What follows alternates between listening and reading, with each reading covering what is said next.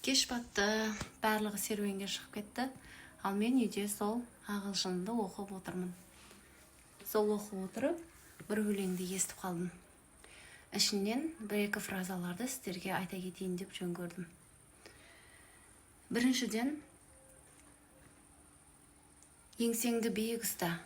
Еңсеңді биік ұста. Puff out your chest. Puff out your chest.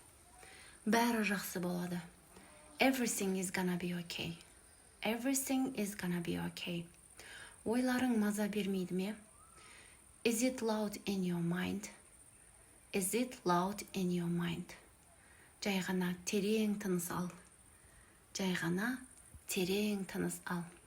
Just take a deep breath. Just take a deep breath. Асықпа. Асықпа. Just take your time. Just take your time. Everything is gonna be okay. Бәрі жақсы болады.